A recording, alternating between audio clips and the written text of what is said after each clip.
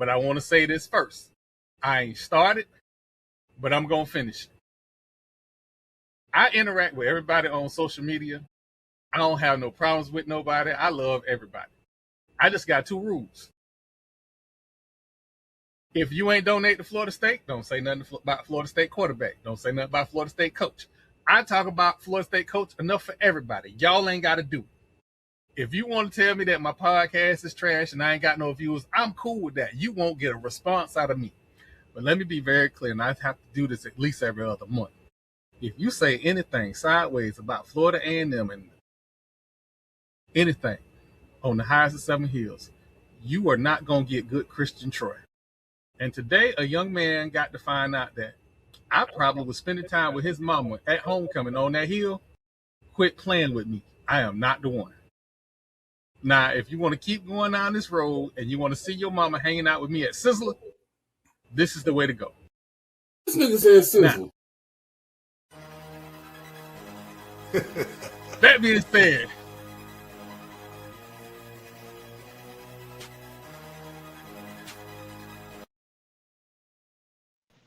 ladies and gentlemen, welcome to another edition of the Gathering of Old Men podcast. We got a special show tonight.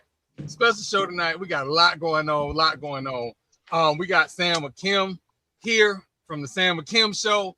Hey, as always, tell a friend, like, follow, and subscribe.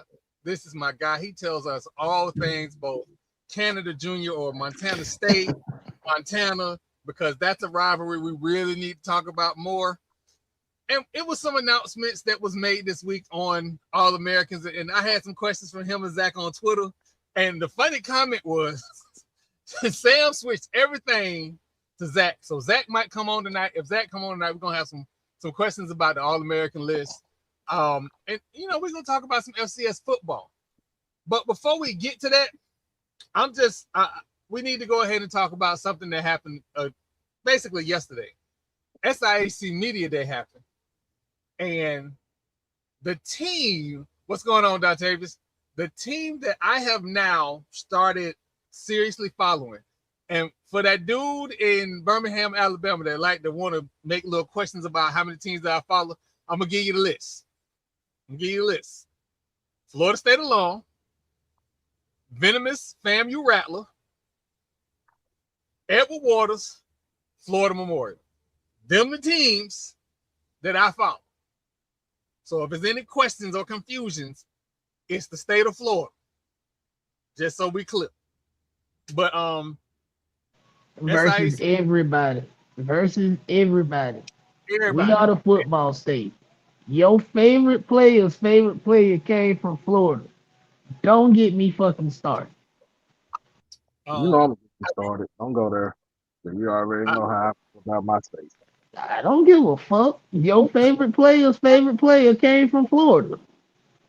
Fuck you mean? Are we gonna address what Tremaine Jackson said about Texas High School Coaches Association? Okay. We're gonna get that. I'm gonna talk about that because he loved to hear himself talk.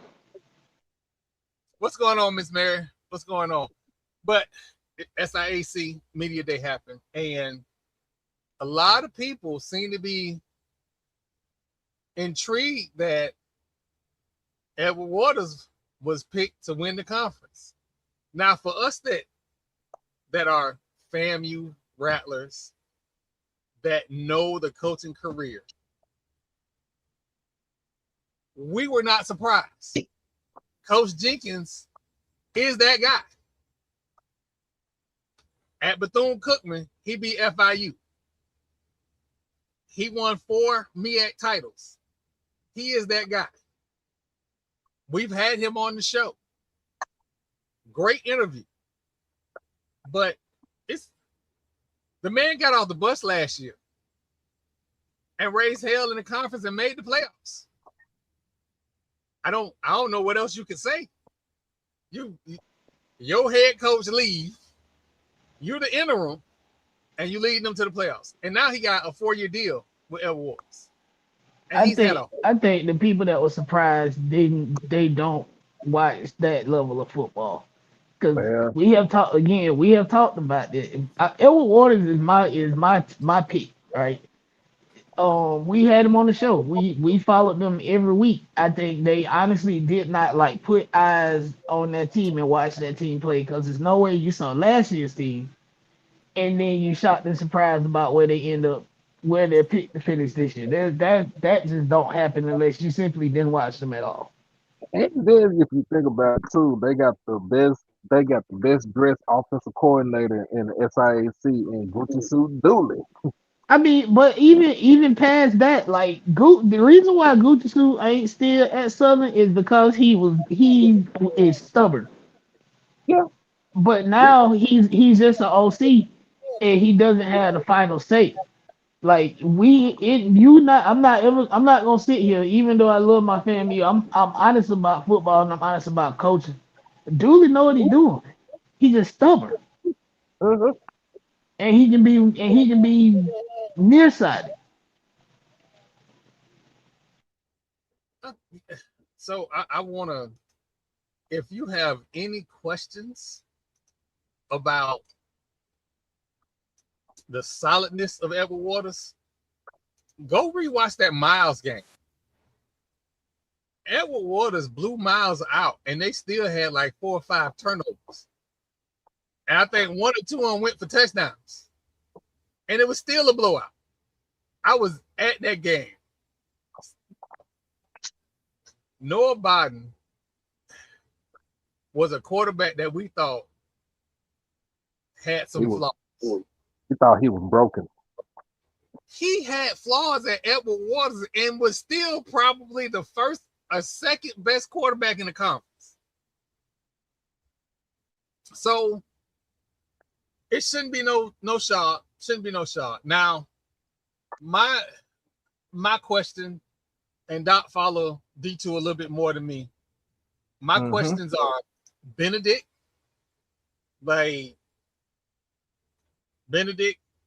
will Tuskegee get up off the mat? Tuskegee at some point got to fight back. Tuskegee, man, they talk about your mama. Fight back. Tuskegee is a historically great football program. In the words of the great Barlow, show some damn fight. Shit. They sure need to. So, but I mean, Doc, who are your sleeper teams in the conference? My sleeper team in the SIAC, I'm gonna be honest with you. Might want to watch out for Fort Valley. I got pretty good notion that Fort Valley and that dirty blue defense gonna be back in it again. And I think their offense is gonna turn the corner. They just added an addition with Coach Wade coming in from Memphis, out of all places. He was at Memphis after he left Mississippi Valley. You got a guy who can who knows how to run a team, and he was a damn good wide receiver himself. I would also say look out for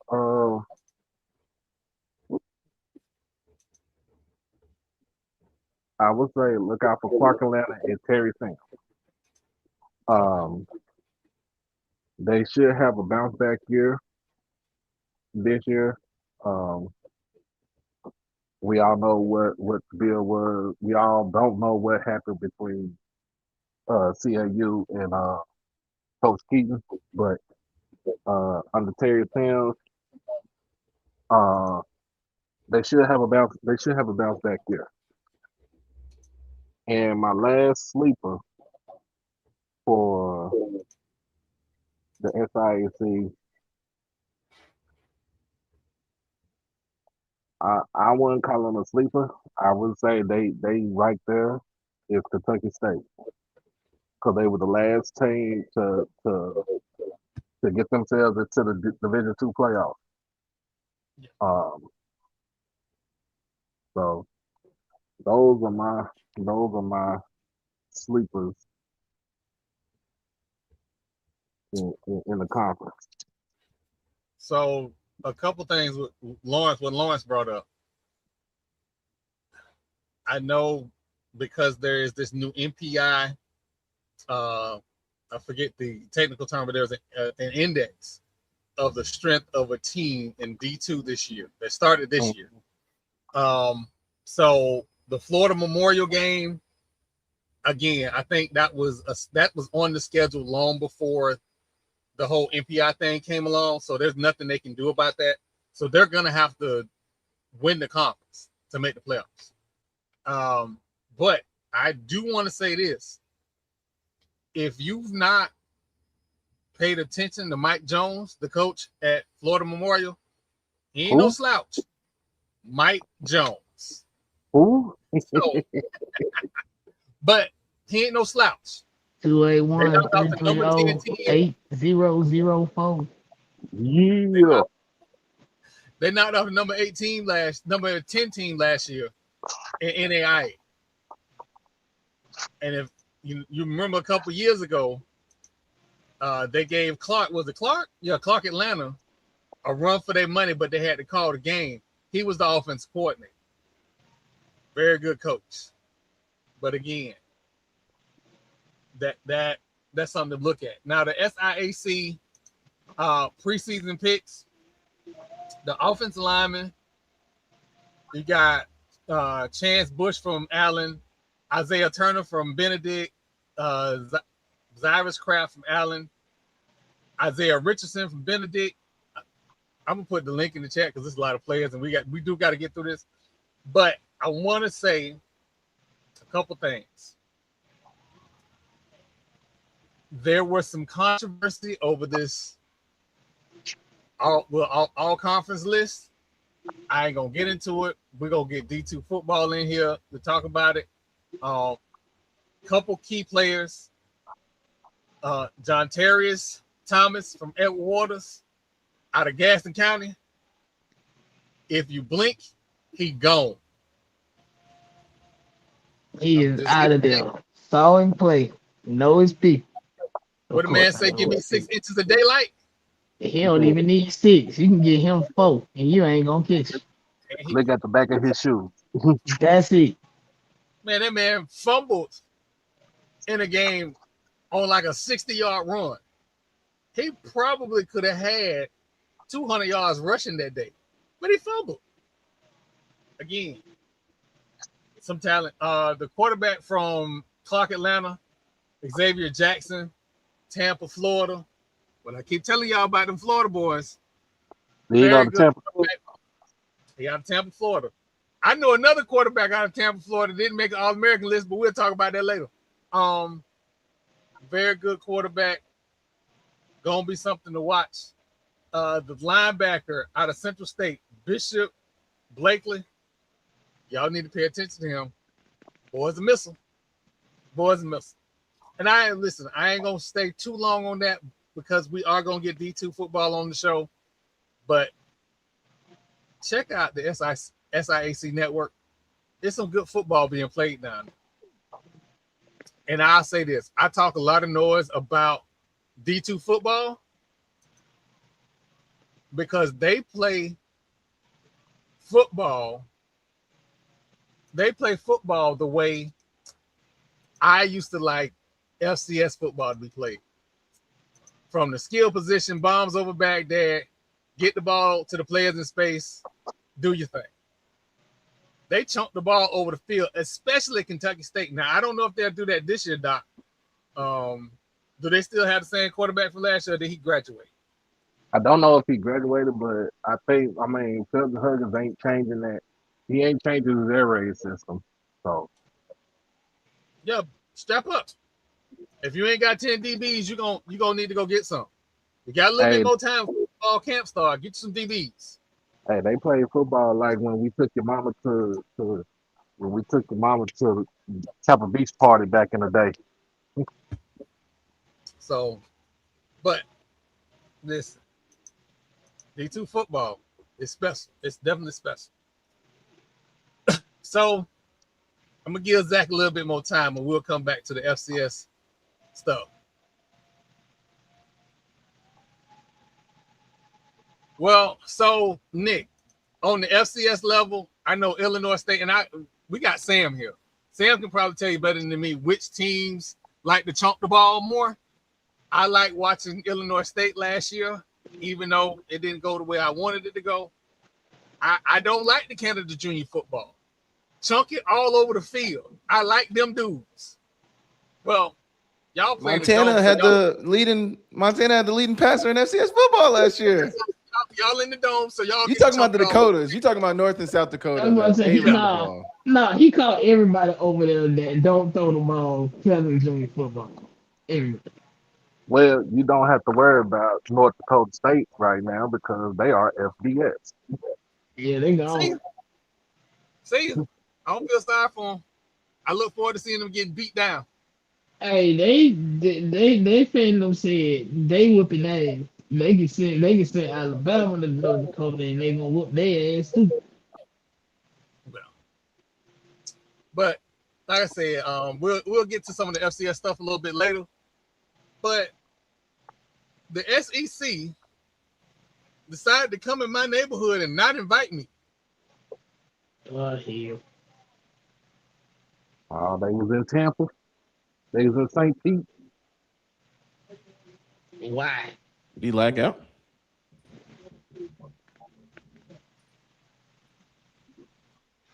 We'll let Troy get back in. While Troy gets back in, we're gonna run a commercial real quick for the Orange Blossom Classic. Make sure you got your tickets. Everybody get ready. Everybody be excited. Oh my God! This is your invitation to the moment. The Divine Nine, the bands, the parties, the performances, creating memories with your people. So pull up to the 2026 Orange Blossom Classic. It just hits different. Labor Day weekend, Miami Gardens, Florida. It's the culture, the connection, the pride. One weekend, one experience, one big community. Get your tickets now at orangeblossomclassic.com. Oh man, hey, listen. How you the IT man having Man, IT? y'all got commercials? What is going on? Yeah, man. Listen. I told you once I left SWAC Media Day, things was gonna change. If you are a business, how we got tech support having tech support issues? Hey man, I got a lot going on over here. Y'all, I got a lot going on. I got a whole Zoom meeting that I got going on. I got the podcast. I got a lot going on. You gotta give me some Nigga, you still working? Listen. When I'm just when blown the away Zoom by the meeting, commercial. We'll talk about it. We'll talk about it at the end of the Zoom meeting. He got But we got commercials. Hey, listen, we listen. We gotta. Hey, X man, listen. Don't start.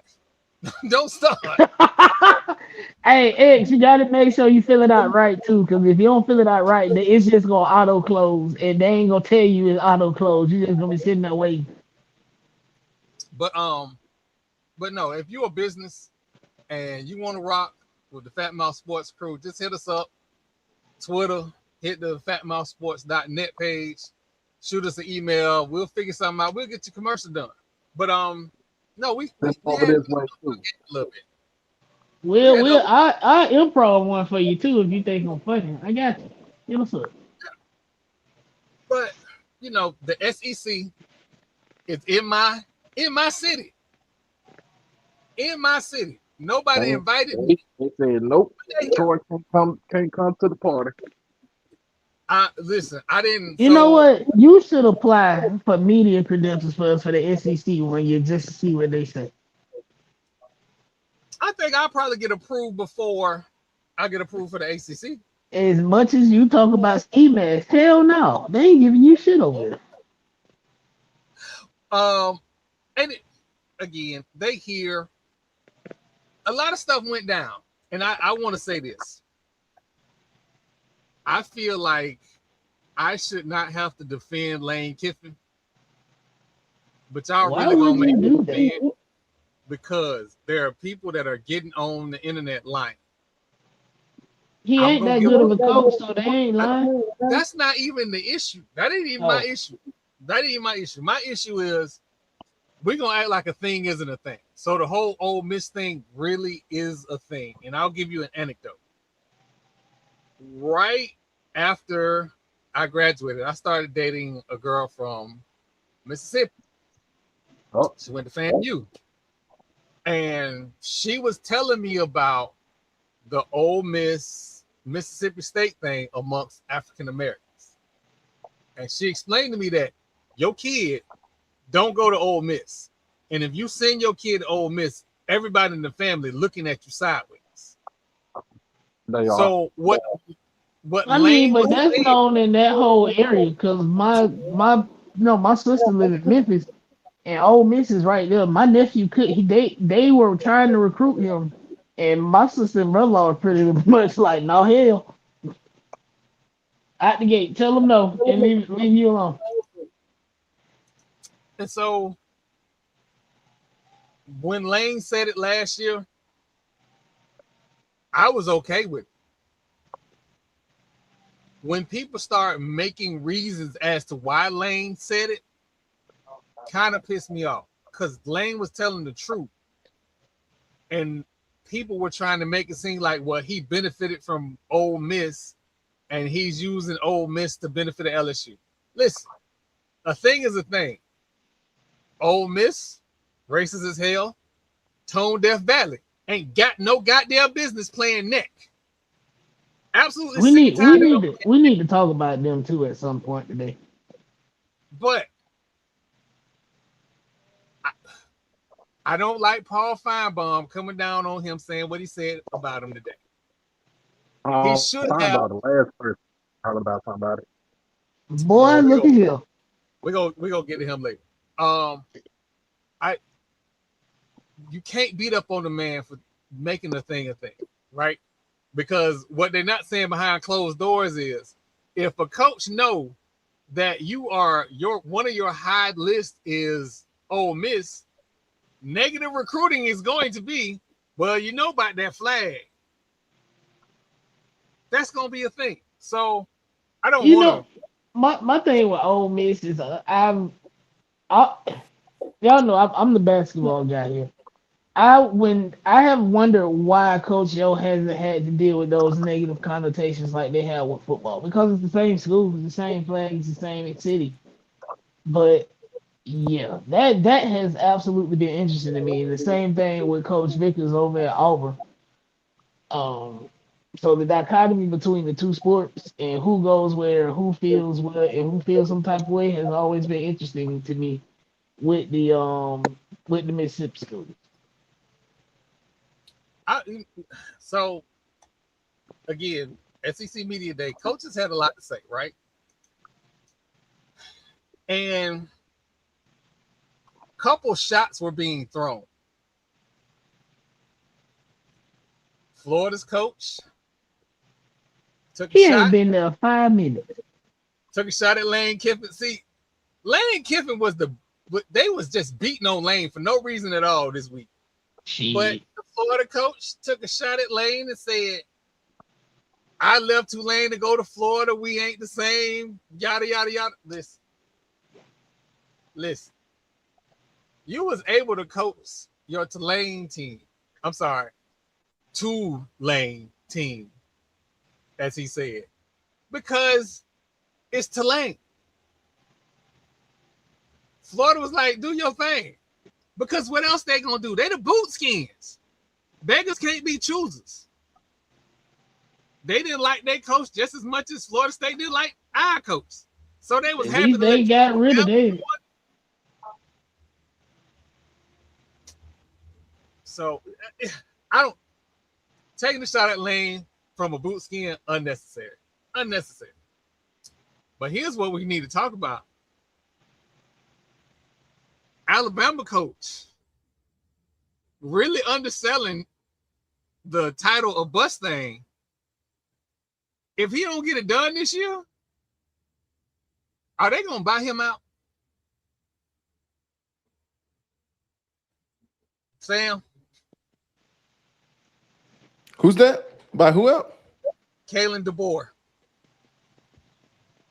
I don't know, man. Like, he hasn't been bad. That's the thing. I mean, when you compare him to what he's done to what a lot of other coaches in the SEC have done, like, he hasn't been bad. Now, has he been to Alabama standard? No. How long is his contract? How much does he have? How many years left does he have on his contract? They would owe him 70 if they fired him this year. Nah. I want to put some context and stuff. Let's add some context. If he loses to Mike Norvell 2 years in a row, Yeah. By coach that people our boys loading up. How are they? Are they supposed to be good this year? Are they talented? I mean, man, the SEC is not what it used to be, and that's what gets me. Did you guys see the quote that Saban said today about how just because your conference wins the national championship doesn't make you the best conference in college football? Again, context matters. When the Big Ten wins 3 in a row, Hello? that's the best conference Hello? in America. I'm sorry, your used car salesman don't have enough money to get you the best talent no more. Times have changed. I don't know. We'll have to see. I think this season for Kalen DeBoer is probably like a do or die. I don't know. So even whether they fire him during the season or after this season, they would after this season, he still owed $70 million. Okay. That's tough. Hey, he better get it together. He better get it right. They're not playing out there in Bama. They are not playing. They are not playing at all. And their schedule is tough. Super tough. Looking at it right now. Did the boy sign this 7-year contract out the gate, or did they give him an extension? Well, I think he signed it when he came over from I think he signed it when he came over from Washington. Because that contract is too long to start with. Well, they were willing to give him time to build the program. Yeah, but No. He just signed an extension. He signed an extension. He didn't do nothing to warrant an extension, bro. This is April 22nd. Alabama has reached a new 7-year contract with football coach Kalen DeBoer that will pay him $12.5 million per season. The university announced. So yeah, he just signed an extension. Man, them racists gonna ride this week. 7 years. So that means he's paid until it expires on January 31st, 2033. My goodness. Man, let's pull up their schedule. Let's $12.5 million annually. And while we talk about the SEC, did y'all see Shorty Doo-Wop got cut today? Who? We'll get to that later. We'll get to that later. You talking about Pavia? Yeah. touching finish and pay. In this article, it says the new agreement includes a buyout of $10 million through January 31st, 27. The buyout decreases by $2 million after each of the next 2 years. So maybe he doesn't have as big of a buyout as maybe it's not $70 million. Maybe that was kind of the restructuring. Maybe they said we'll give you a contract extension, but your buyout number has to go way down. Potentially. Looking at their schedule, they got to beat Florida State. Let's get that out of the way first. They got to beat Florida State, and it's at home this year. They not gonna beat Georgia, but they got to at least be competitive. They got to beat everybody to be real, man. They got to beat Tennessee. They got to be A&M. They got to be LSU. I mean, I know Dr. Tennessee fan. Doc, how y'all looking in Tennessee? Because right now, to me, I think the Bulls might knock y'all off in Knoxville. We need Jesus a little bit. I'm not gonna lie. Looking at this schedule, they got a really good draw. You get Florida State at home. They do. You get South Carolina at home. You get Georgia at home. But are we really worried about South Carolina though? I don't think anybody is necessarily worried about South Carolina. They got a first-round pick on defense, don't they? At the defensive end position, what's his name? Dylan Stewart. Is that his name? That's it. They ain't got no damn quarterback. They got Lenore Sellers. What did he do last year? Hey man, you gotta give him time, man. He was a young guy. It's the SEC. Everybody don't got the same type of. No. Hell no, Sam. Nope, he put up a clunker. He was a Heisman candidate going into that South Carolina State game. Let me pull up this stats, man. We gotta have the facts sitting in front of me. Okay, Lenore Sellers, 2,437 yards, 13 touchdowns, 8 interceptions. Damn. Exactly. Thank you for coming to my TED Talk. He regressed. Dang, they only won 4 games, and he played every game. They won 4 games, and the South Carolina football coach is making more than Don Staley. Wow. Really? And he got fired. Yes. Beamer? Shane Beamer? Yes. Wow. No, that's not right. It That's ain't. not right. Thank you. Ain't nobody worried about South Carolina football. You haven't been worried about South Carolina football. Shit, what was his name? Was it Mickey Coker? No, I think it was what's the name? The dude who used to be at Florida, right? No, because they weren't even intimidating when he was there. Spurrier. He didn't want to be in damn South Carolina. He just didn't want to go back to Gainesville with his tail tucked. Well, my point, they get all the tough, like Georgia at home is huge. Texas A&M at home is huge. Auburn at home is huge. They got to go to LSU in Baton Rouge. I don't know if Vanderbilt will be anything this year. They do got to go to Knoxville. No, Vanderbilt is picked dead last in the SEC this year. But you get Florida State, like I was saying, South Carolina, Georgia, A&M, and you get the Iron Bowl at home. So, I mean, some of the tougher games at home. The bottom six in the SEC is Bootskins, Auburn, Mississippi State, Kentucky, Arkansas, and Vanderbilt. And they only got to play Kentucky. They only play Kentucky. Who would y'all pick as y'all early pick for an SEC champ? I'm going Texas Longhorns. I want TP to be here to say Texas, but I'm going Texas Longhorns in honor of TP because he ain't here to defend his team. I also will say if Texas don't get it done, Sarkisian out of there. He is gone. Did y'all see the statement that he made? That he said he had to quote unquote cut several of his players from that was on the team from last season to make way for what he got coming in this year. What does he have coming in? They got some talent in Texas too. That's a whole Cotton. I hope it work out for you. Because if they got Ohio State on the road. They got Oklahoma. Let's guess that's a neutral site game. Yeah, that's in Ole Miss. They go to Florida. They go to Mississippi State. They get LSU at home. They get A&M at home. I don't know. They didn't get a great draw. I need to ask the Rattler faithful if he lose his job, is he gonna keep that beautiful Rattler lady? She ain't a Rattler. I thought they broke up. No, she went to NCAT. She went to NCAT. She went to NCAT. Yeah, but she from Tallahassee. She went to I think she went to Garden. Okay. Yeah, if she went to NCAT, she out of there. Yeah, she went to she a Rattler by relation because Mike Smith her daddy and he a lifelong Rattler. So this might be a surprise pick. I'm gonna take OU. Hey, look, hold on, time out, little baby, don't do that. Don't do that. What Tallahassee? What's that? Hell no! You know what? No, it ain't. No. So his father-in-law is deputy AD at FAMU. Before we hired Quinn, I was, Mike Smith is his father-in-law. Yeah. Oh wow. Yeah. But before we hired Quinn, I was pretty much like, "Hey, Mike." Call your son-in-law. We know he ain't gonna be there long, but just come hang out with us for a little while. I had a whole pick, but now, yeah, he ain't gonna be here long. Just come on. We already know he ain't gonna be here long, but it just give you something to do in the meantime. I got the Sooners. The Sooners. Yeah. So what? Here, Venables. You know, I don't keep tabs on the SEC that much. I'm not gonna lie, so I don't know. But the Sooners, bro. No.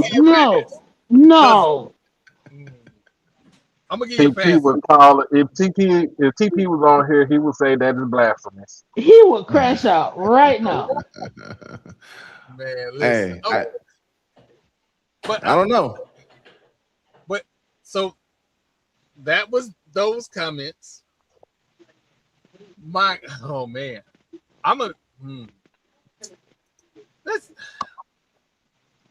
Steve Sarkisian might do better at Florida State than he's doing at Texas, though. I'm not even. It's so loud at Texas. It's hard. It's so loud at Texas. He honestly might do better at Florida State. Listen, he need to be somewhere where the expectations aren't as high as it is in Austin. No, they're high. They high in Tallahassee, but it's different. It's different. It is different. And Troy ain't gonna say I'm lying, but it's different. Like he could probably go to Tallahassee right now, maybe win 9 games, make one of the major bowl games, and they wouldn't be ready to fire. But And the first time he lost to Florida, some dude from Tampa is gonna be throwing shoes at him. That's not necessary. Leave him where he is. There's a lot of I people. mean, but that's just football. That's just sports in general. Like you can't. Why the hell y'all think Lil Bill in Daytona still got a job? Because he beat us last year. That's is that what's the name? The Purple School? No, No, school, that's Freeman Woody. The school that are Florida State fans by default because they can't buy their nail, you know what? Gosh, Bethune? Yep. Yeah. Don't they have purple in their stuff? No, No. they again. I bet you if you find a Bethune-Cookman fan, they also a Florida State fan, so they can pretend like that's Bethune-Cookman gear. I made the mistake of thinking Marlo was a Bethune-Cookman fan last time I was on. Yeah, he cussed you out. I know you fucking lying.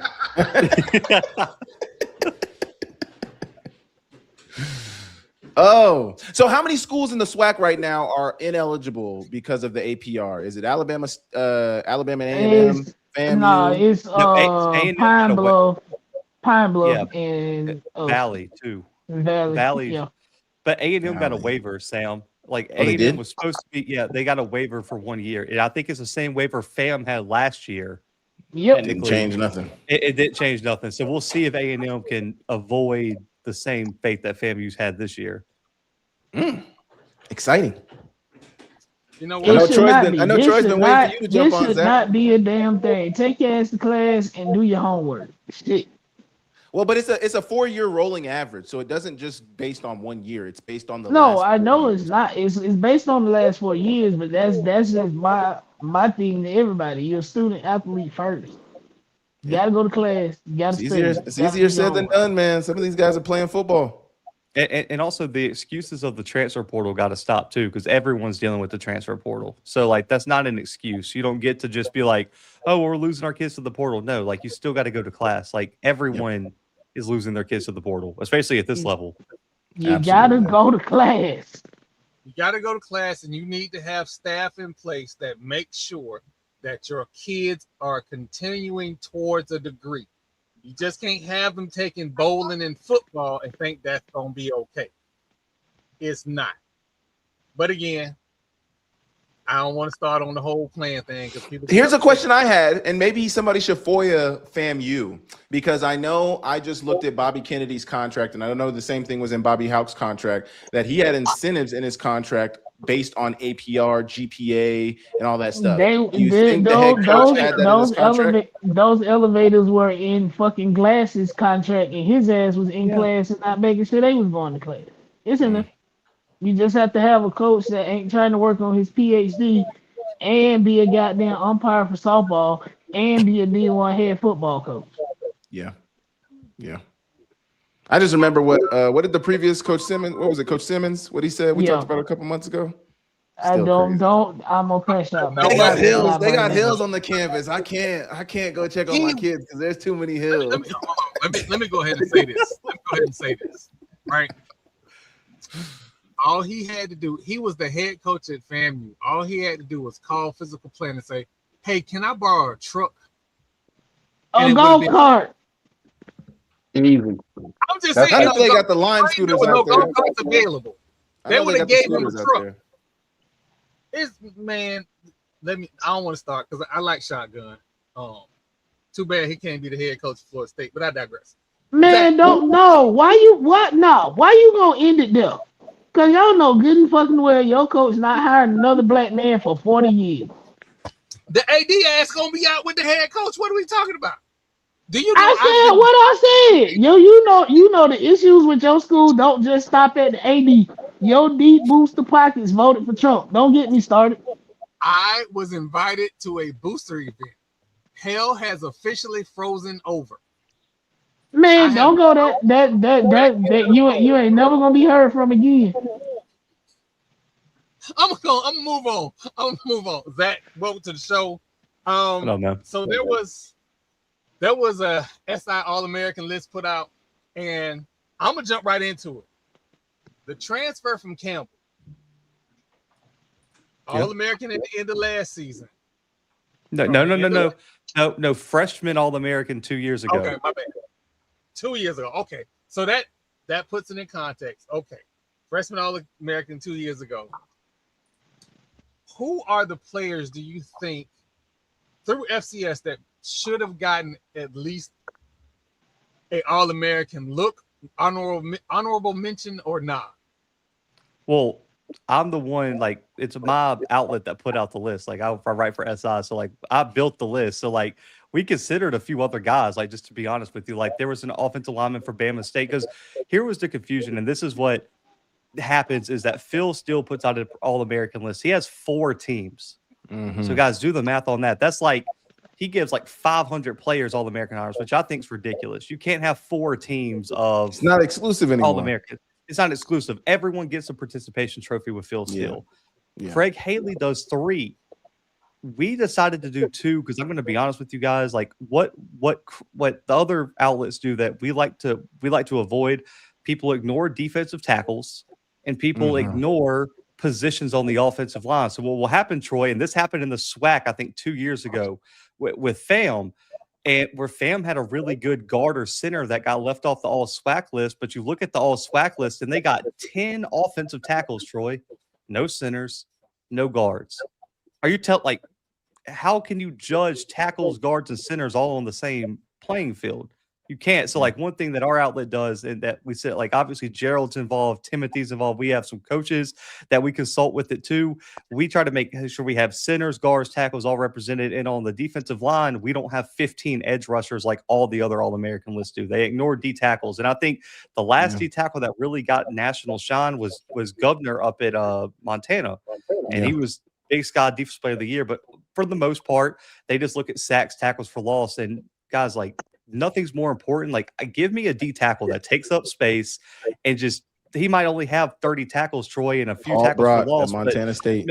If he just takes up space in the middle, then Troy, how big was those? How big were those D tackles on 2022 FAMU?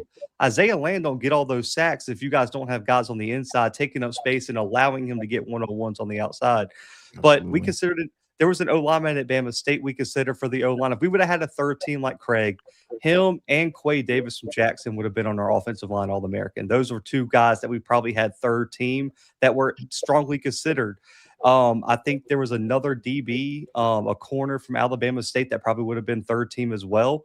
And then at linebacker, there was actually at defensive tackle, there were 2 guys at South Carolina State. We had 4 D tackles that we were considering. 2 were from South Carolina State, and they probably would have both been on third team as well. So those are probably some of the other guys that we would have considered. Everyone else, I'll be honest, like, I know everyone's talking about Andrew, and I've actually talked to Andrew in person about this. Guys, we got to see it for a full season. He's got us, like, look at the quarterbacks that came back. Like, and I like, we had a postseason All-American who isn't a preseason All-American for us because there's just not enough spots because everybody came back. Yeah. DJ Williams was an All-American for us in Southern Illinois. He's not on this list because if we would have done a third team, he would have been. But we had to fight to get what's his name from Austin P on the list. Parson. Chris Parson, who was a freak last year for Austin P and almost put him in the playoffs. And I got on my soapbox last night about that. Yeah, you're good. And then look at the first team, man. Like my argument here, Troy, is I'm cool with people having issues with it. No one's going to agree. Like me and Sam both cover FCS football. We don't agree 100% on every single player, and we shouldn't. Like, right, the space would be super boring. My only thing is, and Sam did a good job last night with this, is if you're going to criticize a selection and say, why isn't this guy on here? You have to do the research and tell me who you're taking off, because it's easy to say this guy should be on the list. It's a lot harder once you have all the facts and film and everything and say, okay, well, damn, man, the guys ahead of them really deserved it too. Like, who are we going to take off here now? Because now you got to really put yourself in our position, and you got to make and Sam understands this. There's some really tough choices to make because there's some positions that are loaded. Like, look at the first team All-American, Troy. You have a national championship winning quarterback that had 40 plus touchdowns last year, and you have the Walter Payton Award winner. All those guys on second team, We have a guy that threw for 4,000 yards. We had Devin Farrell led the country in passing going into the playoffs. And then the third guy had 40-plus touchdowns as a redshirt sophomore, as a first-year starter at Austin Peay. It's a good problem to have. Any other year, Troy, all those guys are first-team All-Americans coming into the year. It just happened to be everyone came back this year. You got Ty Pennington, who's not even on, and probably be below Andrew Body, who's not on. And I'll say this with Todd Pennington, just between us, like talking to some NFL scouts, and me and Gerald have talked about this. I know that Chase Mason hype's getting a little bit out of hand. Todd Pennington might be the best NFL prospect we have at quarterback in the FCS next year. He's PFF that good. One of the top PFF grades. So y'all know how I absolutely love bombs over Baghdad in the FCS. It's just it's a lost art because we do have Canada junior football has been so successful for so long that you see a lot of imitation.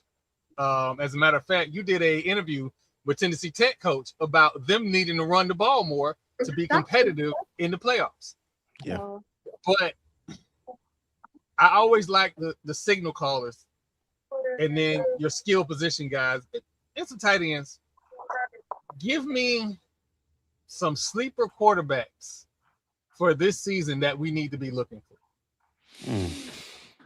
Todd Pennington is one. I know that he's well known.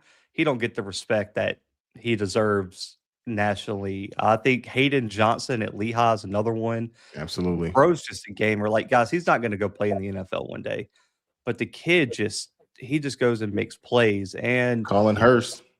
Yeah, Colin Hurst, similar type thing. Dante Reno is another one I really like. I think he could take a big step in his second year. That was a first year starter as well. And I mean, I'm just trying to think about one guy that I do really like is the potential starter at Furman. The kid coming up from D2, Connor Ackerley. I don't know if he'll start this year or next year. He's still a young kid, but like Connor Ackerley's a guy, and they brought in a Jake Garcia kid from Michigan actually, and they're competing for the job right now. They both are really good. So those are just some names I would throw out as like potential breakout type players. Hey Sam, so I know you got a special guy running back at Montana. A beast. Tell us about him. Man, he's from Minnesota, man. And like, you know, I don't really know too much about how much he was getting recruited, but from my understanding, like he loved the defense. Like he didn't even want to, because I sat down with him. I did this thing called Under the Helmet where I sat down with the Grizz running backs each week in 2024. And when I finally had him, we went kind of like from oldest to youngest. And at that point, he was a redshirt sophomore.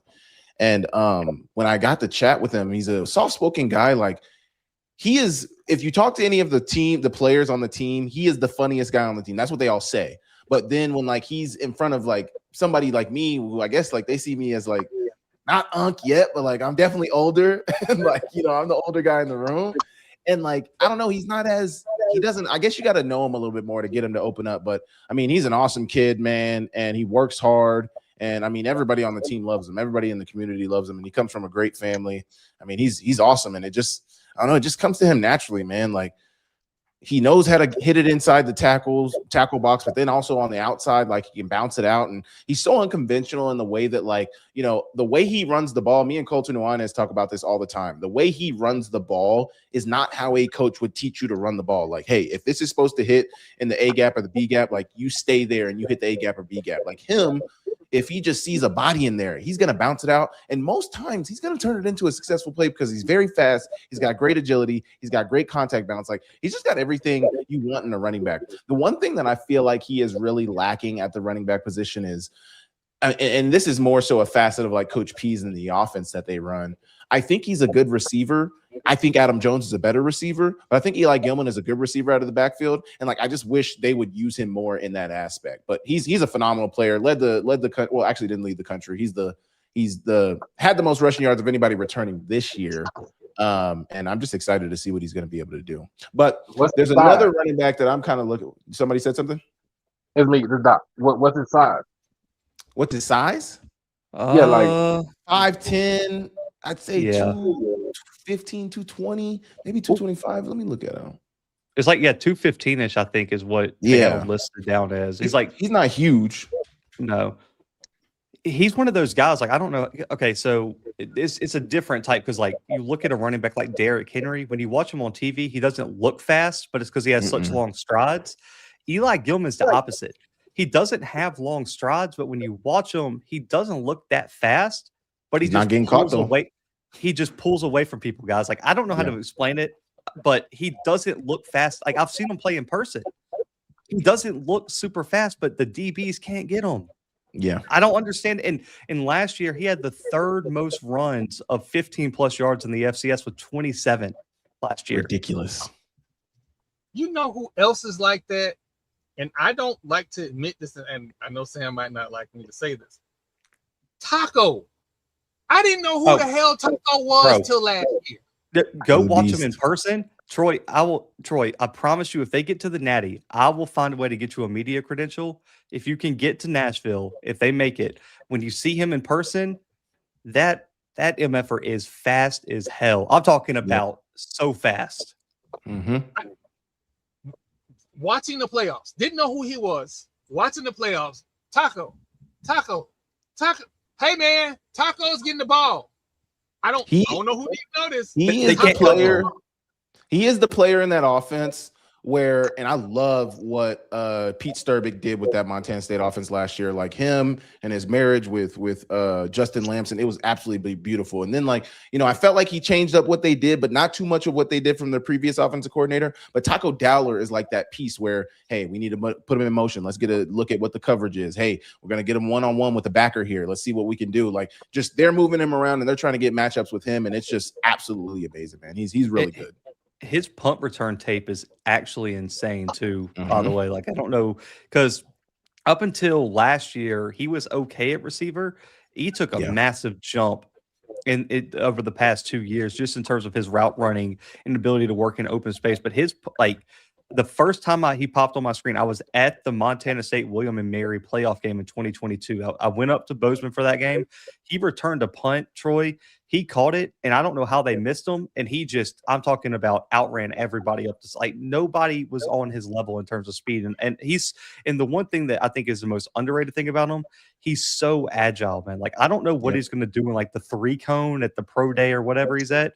The time's going to be ignorant. It's going to be insane to see that. You know why he didn't get so much love over the last few years? Because you had Junior Bergen across the state, who was the best punt returner in the country. So, yes. But Taco Dowler has been a phenomenal returner his entire career, and his speed is ridiculous. And, like, the dude is not super big. So he's actually, his twin brother is on the team as well, was the defensive player in the Big Sky Conference, Caden Dowler, but they're fraternal twins, so they don't look alike. Caden Dowler's a little bigger. Taco Dowler's like 5'9", 5'8". Like, he's not big. He's not super like thick in terms of size, but man, he's just a gamer, man. He is absolutely just a gamer. Like, that touchdown that he scored, I think it was a handoff where they did the jet sweep against Illinois State. Just, that is Taco's game right there. Move him in motion, give him the jet sweep, and then just let him go to work. And he did exactly what he needed to do. So I'm gonna make a little switch, because I have been on this thing about Morgan State. Oh Lord. And I've been on this thing about why are we talking about them people? I'm on this thing about Morgan State because you gonna say Morgan State 3 times, and me and Mike and his lazy eye gonna pop up. Lord Jesus, leave the cocaine bears alone. Well, I gotta bring him up because it's a contract year. They have, the coach can coach defense. Like, he just creates defensive players out of thin air, and it's always been the offense. Not, I say that to be funny, but it just seems that way. The offense has always been the problem. And when they played Hawaii, I fell for the banana in the tailpipe and was like, oh, they're going to make noise because they made some plays against Hawaii. Fine. Now they have talent in the QB room to push the needle. Now, the dude from Jacksonville. I don't know about the older guys. I know about the guy from Jacksonville. He ain't gonna be that long. He ain't starting. I know that. Like He's not. Yeah, it's not him starting. He's gonna go underdeveloped, and he's going to lead it. Who's the start? Okay, so let's go back there. Who do you think is the starting quarterback? I can tell you, I know who. Like, it's Cameron Edge, the transfer from Eastern Michigan. Okay. So I mean, which is fine. But that is probably gonna do him some good playing behind somebody. Well, being in the QB room with somebody with experience. But he ain't gonna be that long. But again, this brings up the fact that there is no excuse unless the line has gone to absolute crap. I don't have an excuse for them not to be in the top 10 in the MEAC. I mean, top 2 in the MEAC. I was supposed to say top 10. You can double it. Top 10? What? Top 10. Morgan, what you're saying? Morgan State? They got Morgan State top over 2 in the MEAC? They got to make a move at some point. Like it. Wait a minute. Wait, you talking about wishful thinking, right? Yes, I'm being wishful. Okay. Because ain't no way in hell. Ain't hell exactly. Thank you, Sam. I might take Norfolk State over them. No, hell, okay, Norfolk State was number one. Let's not get crazy now. Let's not. We saw reality show how bad that situation was, bro. Like, imagine being a Norfolk State fan, living through that, and then having the whole world see it again on reality TV. Bro, I knew it was going to be bad, that Towson game, because remember, that was a Thursday night on like ESPNU, and everyone was watching it. And when Towson put it on them, and they looked hopeless against Towson, I said, "Oh man, it's about to be a long year, man. It's about to be ugly." Yeah. I mean, but I didn't have no high hopes for last year for Norfolk State. I mean, you have a literal first time head coach, not like first time in college football, but a literal first time head coach. Are they going to get it together this year? No. They got too many people on the preseason MEAC. Well, it's on. Never mind. Norfolk State did? Yeah. No, I'm talking about. Remember, the voters of the MEAC though can't be trusted. They voted a kid the player of the. They voted the player of the year last year, Sam. I don't know if you saw this. The player of the year preseason MEAC was second team all conference. Yep, as a running back. What? From Morgan State. Yep. They voted the kid from Morgan the player of the year in the preseason. He was the second team running back. So he was the fourth best running back in the all conference. It's worse this year.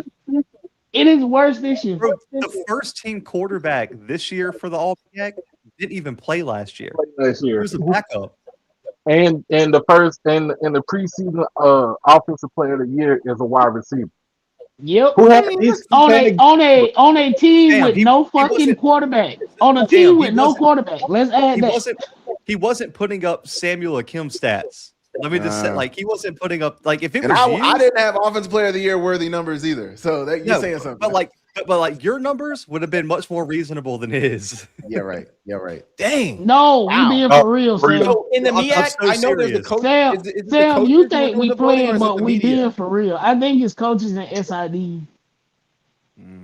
Because they have a media and coaches poll in the Big Sky. So the MEAC just has one. It's just the SIDs and coaches. Dang, so that's kind of an indictment against the coaches. Yeah, so it was Chance Peterson, right? That's who was voted the offensive player of the year. Chance Peterson. He had 48 catches for 700 yards and 1 touchdown. One, a singular touchdown. The yards and catches aren't terrible, but still, that's not offensive player of the year numbers. I'm sure somebody had better numbers. And he's 5'8", 155. He's a slot guy. So we'll say a caveat, right? We'll say a caveat. Phoenix from South Carolina State probably is who they wanted to pick for offensive player of the year, but he did not return. He gone. Why didn't they vote that running back, the Morgan State running back? He's gone. He gone too. Dang. Yeah, it's a lot of shakeup in the MEAC, which I want to be hopeful for Morgan. Only because I get tired of watching Erica shoot Banks down on the internet. Shit, I don't. Keep shooting. Keep shooting. But Blue, they could have put Jay Sean Scroggins as the first team conference quarterback. That would have been agree. too much like right. Because he's the only, That would have been too much like right, bro. no, but he's the only returning quarterback in the conference. But No. I agree. But I'm saying they just could not do that for some reason. I don't know if they get together in the group chat and say, "Hey, y'all, let's confuse everybody and let's fuck some shit up on this preseason vote." I'm starting to feel like it's on purpose. Okay, what about Deshaun Jackson? And then what is it? The Hornets? How are they going to look? Yeah. Yeah, hang on, time out. You couldn't have voted Scroggins though. Scroggins had 33 passing yards and 1 pick last year. Was 5 for 17. So like if he's your best option at quarterback, man, we've lost a plot here on quarterback. Slim Pickens out there, seemingly. You know what they should have done? They should have done the Southland. Did you see what the Southland did? They didn't do one, right? They didn't do one. They just canceled it. They said we ain't got enough players Yeah. for shit. Like we ain't releasing a preseason all conference team.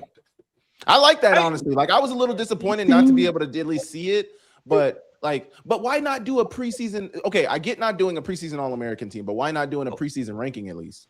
Or yeah, right. I hate that. Well, you know what I think more conferences should do, and I talked to the SoCon, and I think they're going to do it because I talked to the commissioner at the media day. You guys are going to see all conference teams go away. What they're going to start doing is preseason watch.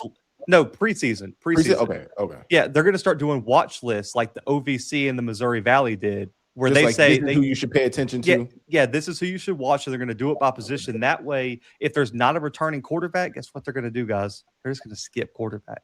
Yeah. I don't know how I feel about that.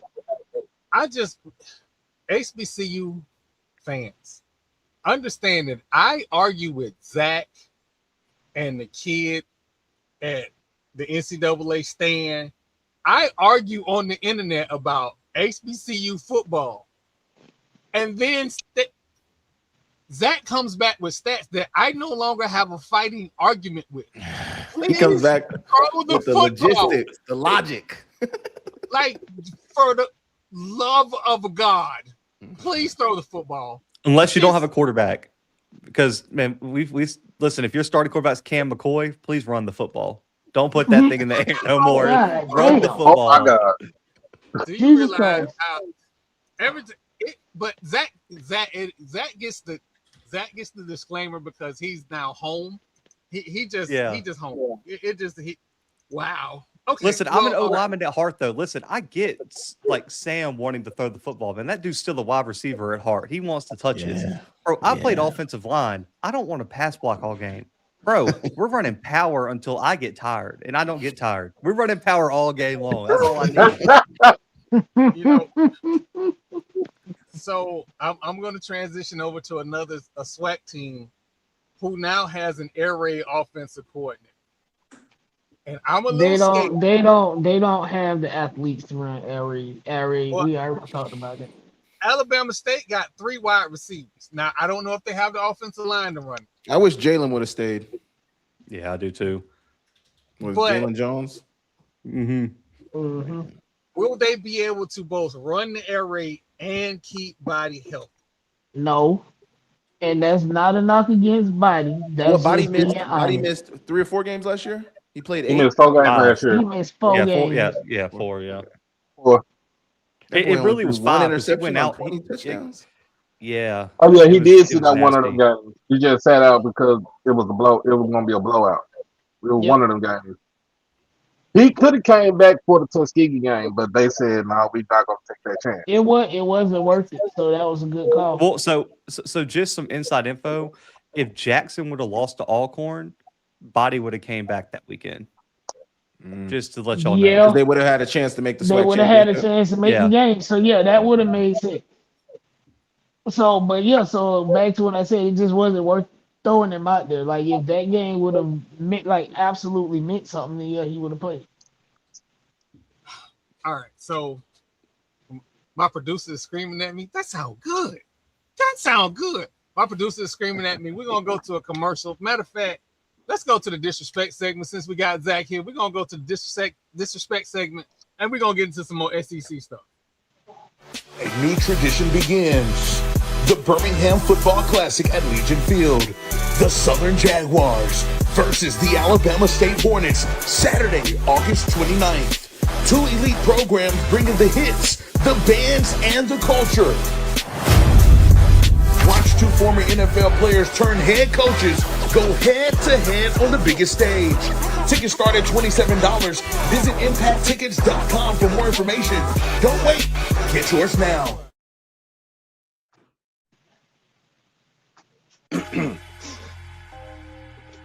The disrespect segment. So, like I said before, we had the SEC Media Day here in Tampa. And Paul Feinbaum was here. And if many of you remember, I put an open call to Paul to bet his eyebrows because he always got something slick to say about Florida State. And last time I checked, my coach that we don't like got a really good record against the SEC. And in early season, he is 3-0 against the SEC. So again, Paul, it's me. It's your boy. Bet your eyebrows. Let's stop all the talk, all the cutesy ESPN stuff. Bet your eyebrows. That's all I got to say. Bet your eyebrows. It's Florida State by 10. Go Noles. Losing by 10? Didn't we beat them last year? Yeah, but y'all Didn't got Mike. Yeah, but LSU twice. Yeah, y'all did beat LSU last year. My fault. Yeah, but y'all didn't have Ashton Daniels at quarterback last year. Like that's the. We had a tiny tot at quarterback. Hey, that's cool. I watched Ashton Daniels not be able to. I don't think he's gonna be very good. I'm gonna be honest with you. I will say this. It's gonna be nose by 10 regardless, because at the end of the season, I'm still gonna be smiling. Nose versus who? Nose by 10 versus who? Alabama. Yeah, everybody let Troy tell. Anybody? Keelan Russell's going for 400 on them. Yeah, he's having a coming out party against y'all. Keelan Russell. Oh my God. What's the wide receiver? Everybody like Mr. Everything. What happened to him? Ryan Coleman Williams. I know I run down this coach with a Nerf bus every chance I get. But I will give him credit. For some reason, he get one guy on defense that can actually play defense. And I'd be like, everybody, oh no, look at that guy. I don't want to look at that guy. I want to look at the fact that my quarterback can't throw it 15 yards down the field. That's what I want to look at. But it's always that guy. And somebody had to shout out to the booster, the seasoned Florida State booster that liked to point out to me, hey, Troy, look at this guy. And Mr. Williams was nowhere to be found in that Florida State game. He was nowhere to be found all season last year. Yeah, I think he hit that sophomore slump. Yep. But you also got to realize too, what he like? He was 17 as a freshman. 17 as a freshman. Yeah. We got two defensive backs that got better this year, which Alabama is going to have to be able to run the ball up and down the field, or it might very well get ugly. It could get ugly, and if it get ugly in Tuscaloosa, one, they're going to take my Twitter account. I promise you, I'm not going to stop. In about 2 weeks, the Alabama content creators are going to get DMs from me asking them to bet their eyebrows. I did it last year. I ain't have no takers for some strange reason. They must have knew something I ain't know. But this year, I'm going to do it again this year. Only because I don't know what God does to bless old cornrows against the SEC in the early season. How do you beat LSU? One of those teams was clearly had better talent than Florida State. How do you beat? I'm sorry. I didn't say that right. My head coach tried to throw that game away by running a sweep against LSU at the goal line. I don't know what he was thinking. But again, and I'm doing this on purpose because we got Zach here. You guys only won 5 games last year? We won 2 games last year. We have not won a road game in 2 years. That's insane. You guys won 5 last year. Florida State won 5 last year. Okay. How many we win on the road? None. My point exactly. 2024? None. And had my athletic director not lied and went after Lane Kiffin, we might have had a coach that he wasn't going to win no national championship, but we would have been respectable. Instead, our Tech got a respectable coach. Y'all don't have a national championship coach. He ain't never going to do that. Just go ahead and tell you that right now. Hey, little baby.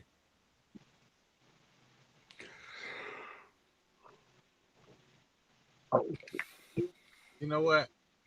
Not today. The only thing that matters for y'all this year, Troy, the only thing that matters for y'all this year is who y'all are going to hire to replace Mike Norvell. That's Absolutely. it. Pretty much. Absolutely. But I can't say that right now. I can't say that right now. I got to get to game 3. After game 3, I can give y'all my list. But I got to get to game 3. Is your short list? Listen, I found pretty short. That's gonna be long as hell. With the help of some other people, I think I found a short list of 5 coaches. Right? Who are they? I can't get that out yet. Nah, we need that list. I'll tell you this. I'm gonna tell you this. There is a school in the state of Florida who can't keep a head basketball coach or a head football coach. It is a lot of rumblings about if they make a bowl game. Are they in Tallahassee? Or No. not Tallahassee? They right up the street from me. Gainesville? No. I'm in Tampa. He right up the street from me. Central Florida. UCF. Okay. Man, this man said such a USF man. Oh, if Heartline gets to a bowl game, it is going to be the crescendo is going to be so loud. Well, that's the Ohio State guy? Yes. Yeah. He's in South Florida? Yeah. He replaced Golish. He replaced Golish when Golish is going to Auburn. Okay. Okay, Heartline. Show me something. Full disclosure, I got a piece of paper from USF, so I guess technically it is one of my schools. But I don't know the people. Fuck him. If he win,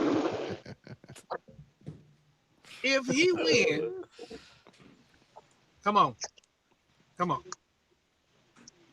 I'm just ready for us to get rid of Josh Heupel at Tennessee. Hey, little baby, you just don't want to see. I'm ready for that for y'all too. I ain't even gonna lie. No, okay, I ain't gonna lie. Like I think you might be tripping just a little bit there, Doc. Josh Heupel isn't that bad, and like, who are y'all gonna hire that's better than him right this second? After the whole SEC just hired all the good young coaches. That's the thing I don't think really people consider when they say we need to let this guy go. Like Alabama fans, let's let Kalen DeBoer walk. Okay, who are you going to get that's better than him? That man has won a national championship before, albeit at the D3 level. Honestly, if Tennessee fires their current coach, they can go and steal Willie from FIU in a heartbeat. They sure can, or y'all do know Josh Heupel just was in the playoffs like 23 months ago. But like, this is University doing? of Tennessee we talking about. Bro, he won his whole career at Tennessee. He had a winning record. He won 11 games, 9 games, 10 games, and his worst season since his first year is 8 wins in the SEC. But Zach, that is not good Bobby enough Houck for won Tennessee's 13 games faithful. and went to the semis, and people wanted him gone. Zach, you know football. That's Montana fans. That's Montana fans. No, but I will argue that Rocky Top fans are worse. Oh yeah, we are worse. SEC fans are for sure worse. No, Montana fans are like SEC like Absolutely. 0.5 fans. If you really know FCS, like Montana fans are like Bama fans, really of the FCS. Oh yeah. Yes, I can see that. Not Montana State. No, Montana State will get that way. They've been good, but they can get. Yeah, that see, way, they've been good. Like now, you see, Troy, you had the one bad experience with Jeff that I don't. But like Sam could. Everybody had that experience. If you travel to Missoula, Bozeman, and no offense to all the great people of Missoula, the fans in Bozeman are way nicer. Oh, come on, Zach! Don't do that, Zach. Don't do that. Don't do that. I've met great Bozeman fans. I can't complain. Yeah, they're actually both met great. Like Montana fans Yeah, have like y'all don't Jumbo talk still about like got a house in or y'all Tallahassee. they have that like twinkle in their eye. Those Montana fans, you know, they get a little bit more crazy than Montana State fans. That's what it is. Yeah, Like they have that. They have a little bit more passion. They drink a little more. Yeah, they let you feel it a little more. Absolutely. So Lil Baby is in the chat. She has now changed roles with Zach. So Zach is normally in the chat trying to get me to crash out. Lil Baby has now taken on this one. Understand, I have already paid for the movers for Mike Norwell. I know I'm screaming nose by 10 right now.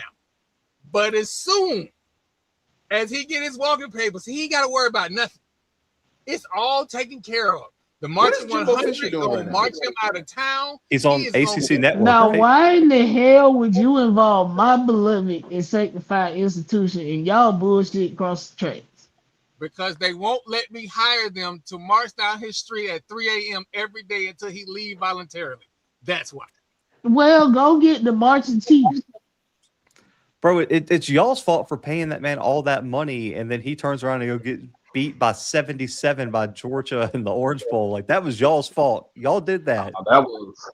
They should have been in the playoffs. In all fairness to them, they would have gotten beat by 200. Who should have been in the playoff? Thank you for saying that, Blue. That has playoffs. So they can lose by 90 on national television. How they would have lost. Quarterback who won a national championship. Let me say this. I don't care what it would have looked like. You can say what it would have looked like. They were undefeated and they were conference champions. They should have been in the playoffs. In the SEC, in the ACC. Did Duke not make the playoffs this year? They didn't, huh? No, they did not, and they should not have been there if they would have. They shouldn't have been in the playoffs. They beat everybody on their schedule. If you tell me that, Who was on that schedule? Who was on that schedule? At the beginning of the season, who was on that schedule? They lay it out for you. They say, "Hey, if you win every game on this schedule, you will be in the playoff." Florida State did that. They were not. Who was on that schedule? Who was on that schedule? Let's go back. I just had it pulled up. Let me go. Hey, producer, who was on? Pull that schedule. I need someone to bookmark this because I need my guy Sam to keep the same energy when Rhode Island goes 12-0 and they're ranked ahead of Montana State at 11-1. Okay, now. He's not. And then it's gonna be man. He's gonna be saying the same thing I'm saying. Okay, they opened the season with LSU, who at the time was ranked number 5. They beat them by 20. They beat Clemson in OT, middle of the season. Yes, Clemson. At Clemson. Wait a minute. Wait. Sam, say Clemson again. Clemson. Okay. Clemson on the road. You forgot the P, man. Focus on the web. They were on the road. They beat a 16th ranked Duke at home by 18. Wake Forest, Pittsburgh, Miami. I don't think Miami was anything that year. Florida, they went to Florida and beat Florida by 9. On the road, they beat a 14th ranked Louisville. That was the ACC championship. And then obviously they were down everybody and lost by 60 to Georgia. So another team that did not make the playoffs whooped them by 60. But didn't that year, wasn't that when what's his name was a senior at that point? The Rams first round pick Verse. Wasn't he a senior at that point? And he opted out. He opted out. All of those. Braden Fisk, wasn't Fisk on the team at that time too? Yes. Hey, Lil Baby just told me you went 1-11 the following year. Because they lost everybody. That doesn't mean that team didn't deserve to make the playoffs. Man, nobody wanted to see Florida State get whooped by 90 on national television. Man, I'm tired of it. Michigan, their quarterback couldn't throw the football. They deserved. Their quarterback couldn't throw, and y'all were gonna get curb stomped. It is not our job to say you don't have such and such and such. It's our job. Yes, the hell it is. It is our job to say that. That is our job. And again, said and Troy really finna crash the fuck out when I'm finna say what I'm about to say. I appreciate Joe Taylor for keeping them out of the goddamn playoffs. Long-term route. I appreciate that. Nah, man, nah. That was a grave misjustice. That was not a grave misjustice. The athletic director from North Carolina State. I know because I was putting Craigslist ads up to get his car towed. That's who kept us out of the playoffs. All you had to do was call professional parking services. They would have helped you out.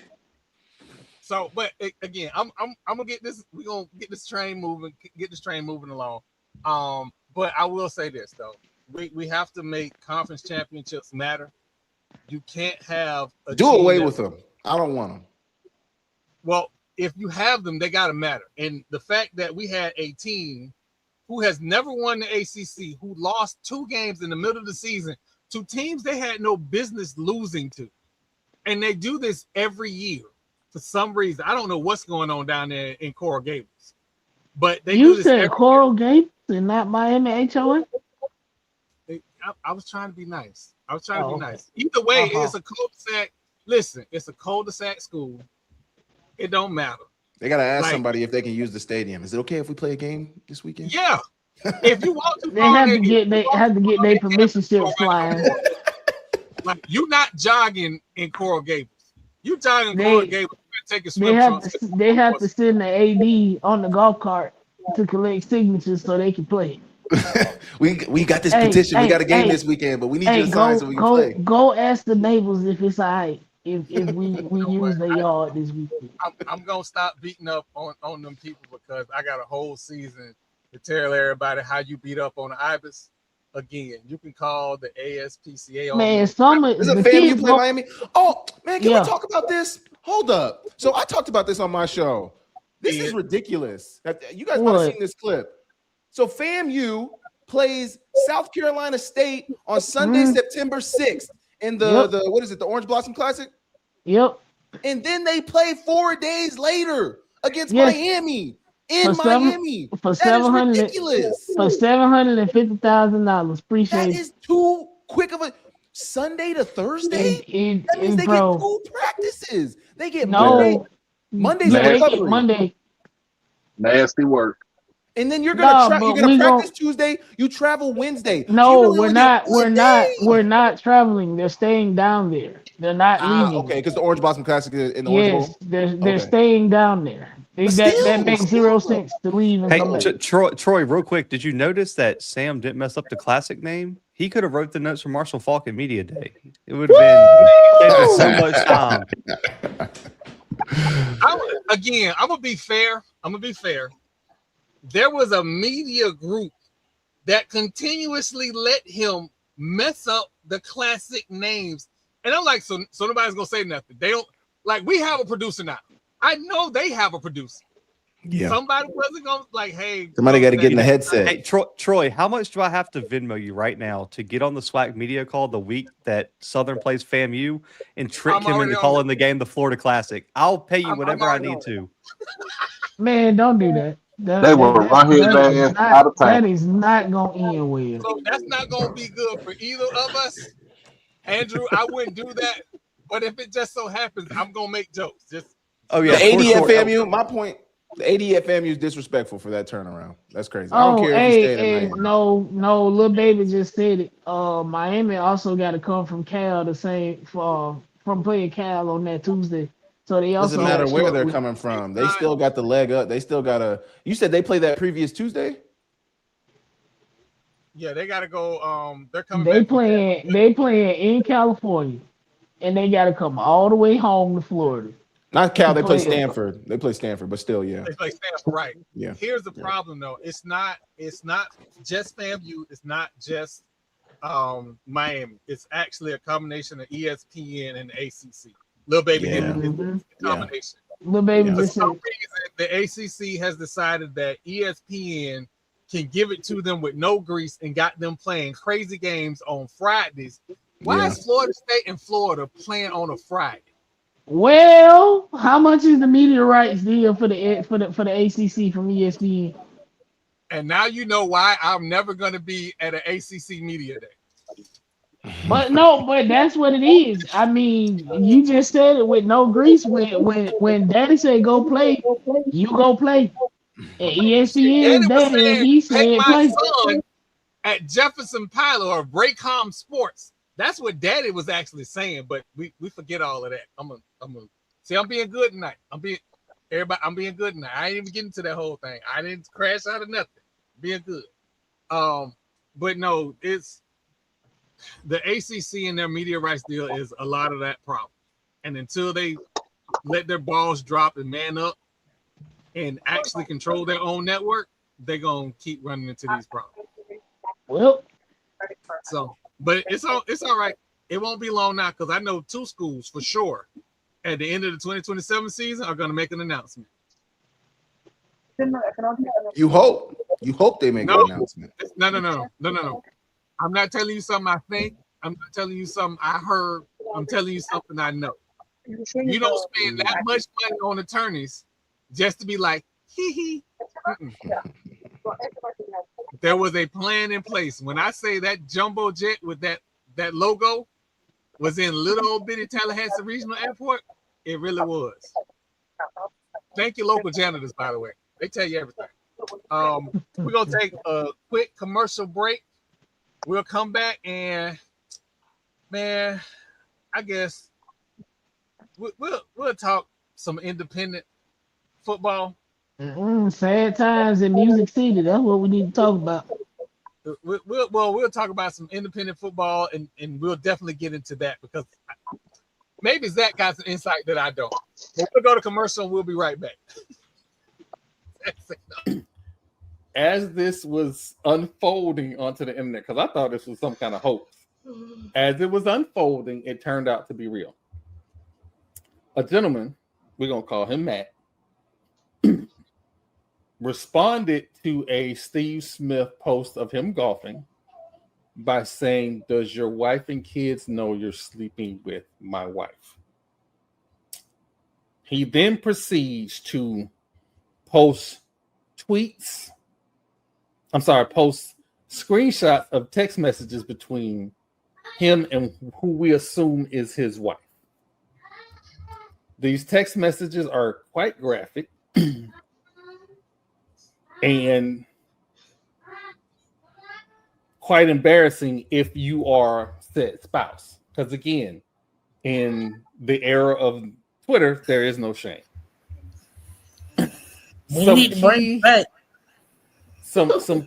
Some key issues that Marlo might want to discuss is the quote, I'll get it. "You was so deep, you moved my IUD." That sounds about right. So obviously, she's used to dealing with a short knocker, and he was not. he didn't have the proper equipment. First of all, this is my whole problem with the whole thing. Why, as a man,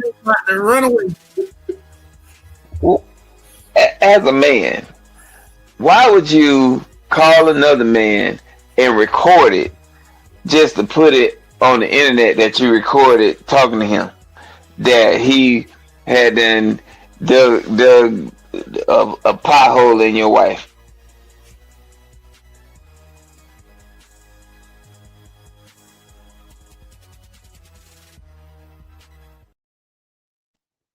You know, that commercial would never not be funny. I was going to say that commercial's the wildest clip ever, man. That will never not be funny. So I was, I like to go to everybody's shows, right? And for some reason in the afternoons, I keep missing Zach's shows. So I caught a replay of his OVC interviews.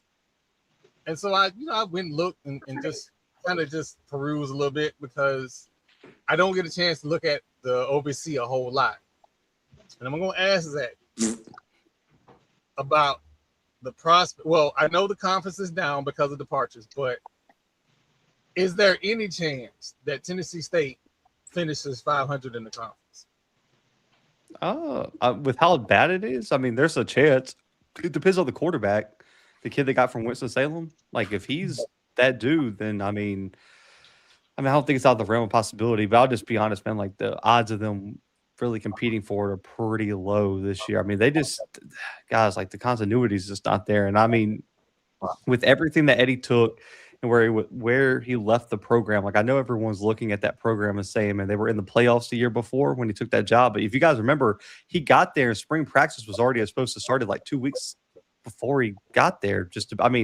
Had no time. And I still think it's going to take a full another year. I mean, they got a lot of defensive talent returning. The offense was just so bad last year. I just don't know if they can rebuild it in 1 year.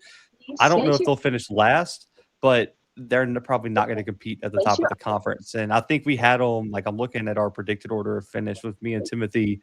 I think we had them 7th in the conference. Yeah, we had them 7th. I think Eastern Illinois is going to be really bad this year. So we had them above them, but I think they're still a step behind Gardner Webb, Western Illinois, Lindenwood, SEMO, UT Martin, all those type of teams. So you see SEMO coming out of the conference for the playoffs? UT Martin. No. Okay, UT Martin. Somebody's gonna crawl out of that conference in the playoffs and get beat up in first round. That is what me and Timothy talked about. This, like, what's going to happen? We actually recorded our Missouri Valley preview last night. What's going to happen is the Missouri Valley is going to send 6 teams to the playoff if everything goes right, and UT Martin's going to have to host like Southern Illinois in the first round, and it's going to be like 56-3, and they're just going to get destroyed. Or SEMO's going to have to play like Illinois State in the first round. And it's going to be a bloodbath in the first round. Like, just think about Tennessee Tech last year. They were the best team out of the OVC last year. At that point, it was the Big South OVC. Went 11-1, only lost to an SEC team in Kentucky, and they looked like a freaking D2 team against North Dakota. And North Dakota was not that great last year. Like, nope. And then because North Dakota went the next week and got destroyed by Tarleton. Like, it's just not a good conference. They're just not playing good ball at all. They like, and I feel very, very disrespectful saying this. We just got done with the disrespect segment, but like, they're closer to the Pioneer and the NEC than they are the SoCon, Southland, or the Patriot League. Yeah, I would have I think the conference rankings that we had. Let me pull it up because I mean we had them. I think they're the lowest. I think they were like 9th, I think, and behind them was like the MEAC, the SWAC, the NEC, and the Pioneer. Yeah, I think were the ones behind them. I had them 12th in my ranking. The only conference below them is the NEC. Nah, Pioneer's always got to be last. You can't have non-scholarly schools and not be last. Presbyterian beat the SoCon champ last year. That's cool. Look at the rest of the conference. There was a team in the conference that lost to an NAIA school like a year ago. Yeah, there's just no way. But the power rating we use, like me and Timothy have like this big equation that we plug in and get like real conference power ratings, and like the OVC Big South came in 9th, and I mean that put them. I mean, just to put in perspective, the average OVC team would be a 5-point underdog to an average SoCon team. Dang. Just based on the equation. And if you took that to the Missouri Valley, the average OVC team would be a 13 to 14 point underdog against the average Missouri Valley team. North Dakota, an average Missouri Valley team from last year. Wow. So I'll transition over to the CAA. And the talk of the town is it going to be North Carolina A&T at the bottom or Hampton at the bottom? They're going to share it. Oh, what Dave said? God, I have A&T at the bottom. The only hope for them is that UAlbany is as bad as I think they're going to be. That might be the only thing that keeps them from the bottom. Yeah, right. Is UAlbany. Yeah. They've been so bad, man. I mean, like, because we actually, so we, like, in our projected order of finish, we had UAlbany and Hampton tying for last place, and then A&T was 11th. I'm not trying to trigger Danny. I know she's a Hampton alum. I am not trying to trigger Danny. I just was asking the question. The real HU? Which is... you said it, but I really want to go back to the MEAC and ask how First of all, don't do my school like that, okay? Just I because we knew she was don't, coming. I knew just she be, was coming. yes, baby, we not doing that. We remain the real HU, no matter what. We still the real HU. Um, you know, don't do that. Don't do that now. It, You it ain't been on in a while. You ain't been on in a while now. it is nasty work though that the battle of HU is the battle of the last place CAA team and the last place team in the MEAC. That is Oh Yeah, my god. and insane. it's gonna be a Oh great my game because god. They it's technically gonna be weren't a last great place. game because we're not win. Neither team is winning, so it's about to be a shootout. I mean, and not because we playing a team from DC, not that kind of shootout, but y'all know what I mean. Wow. Just you had to Jesus. get that. That's Oh, insane. wow. You know what? I got to put the banner up. I just anyway. No, don't do me. See. I got to be fair. Now, oh man. So you know what? I'm not Keith. I see it, but I'm not. I'm not gonna trigger Danny. I'm gonna move on from that. Zach, I gotta ask the question: who was the person that picked Norfolk State over Howard? I'm just gonna assume that one first place vote, the one first place vote they got put them over Howard in the standings. And I almost guarantee it was Deshaun Jackson voting for Norfolk State because Mike Vick can't vote for his own team. I almost guarantee it was Deshaun Jackson. Yeah. Wow. I'm not gonna say no. I'm not gonna say no. But You can unless say never. Jesus is playing quarterback for Norfolk State, they're not winning 2 games in the MEAC. Not Jesus. It's You bad. can't be invoking the Lord's name like that to get with that school. The God know my heart. You don't understand. I scrape everywhere I can find. I scrape the bottom of the internet to like find a commit to Norfolk State to like move the needle. I haven't seen Zach say anything. I haven't seen anybody say anything to make me think Norfolk State is going to do something. As a matter of fact, I think the previous head coach had better talent than they have now.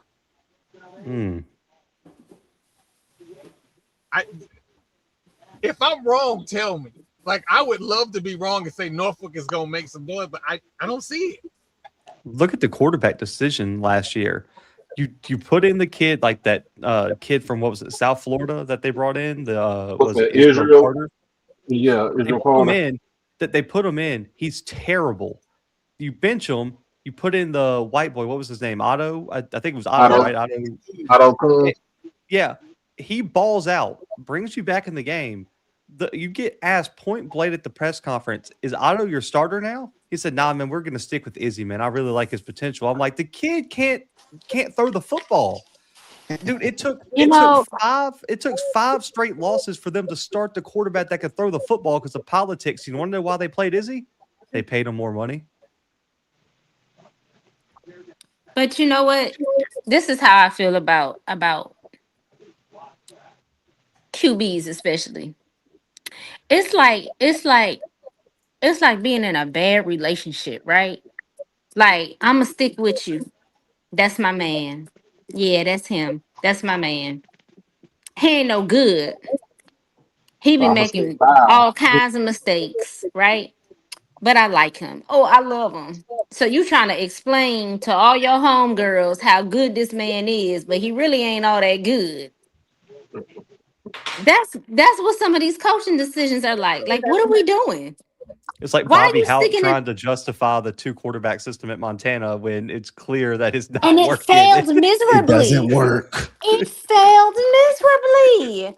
Oh But man, we that was just the keep worst. going back. We just keep going back and going back and going back. I'm gonna start him anyway.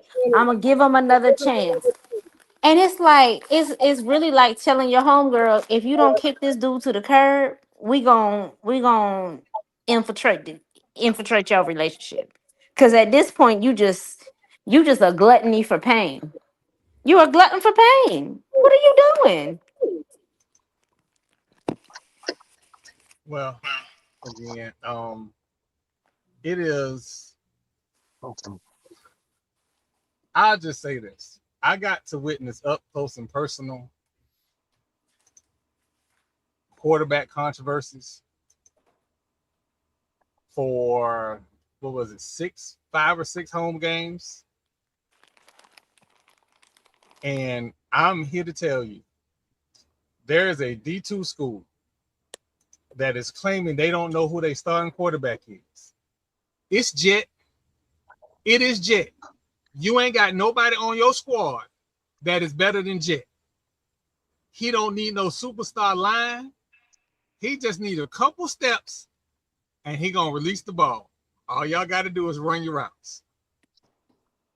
That's all I'm gonna say. That being said, listen, we talked about a lot tonight, and I appreciate everybody, but we got Zach on, and we don't often get Zach on because Zach is a superstar. Sam is a superstar. Zach's an important guy. Zach, No, that's Sam. That's Sam. That's Sam. Zach, listen, Zach is writing SI articles. Man, he got his own website. Man, come on, man. Don't do that. Listen, I did not put out the fact that this man is the insider to Mississippi Valley State. So, we're not just gonna act like Zach ain't him. Zach is a superstar. But Zach, yes, he is. What you got for us this week, man?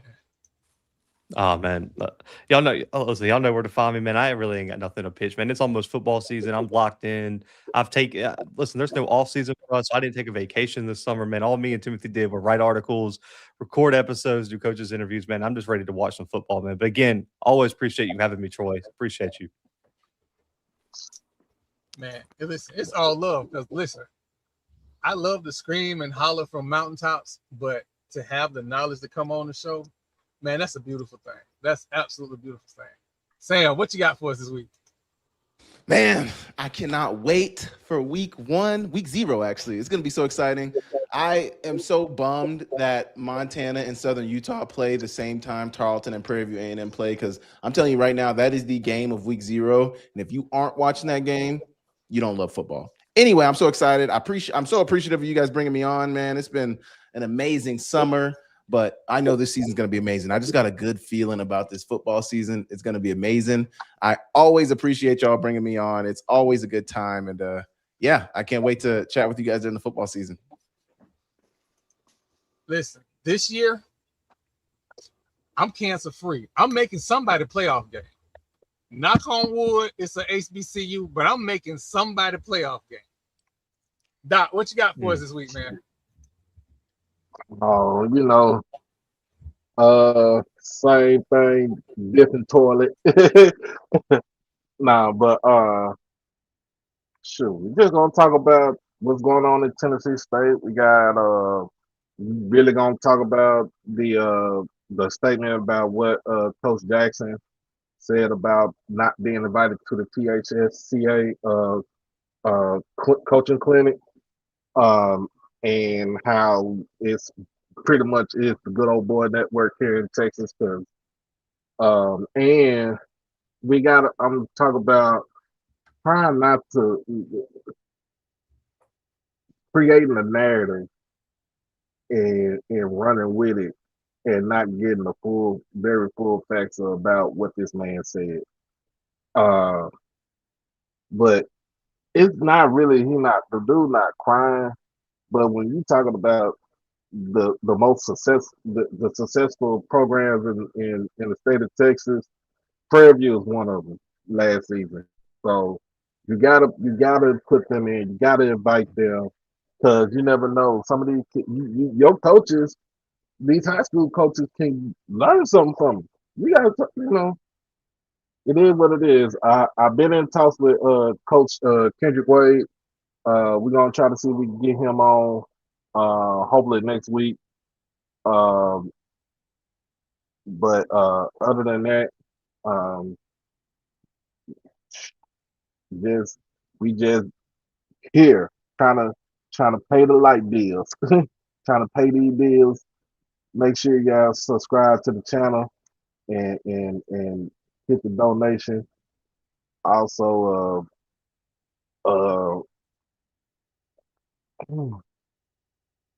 that's about it, man. That's all I got. You know, all I gotta say is fuck that school in Baton Rouge.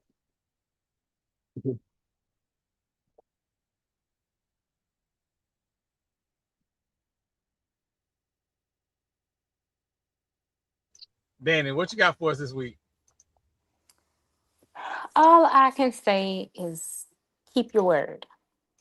Your word is your bond. And when you don't do what you say you are going to do, you make yourself look crazy and it impacts other people.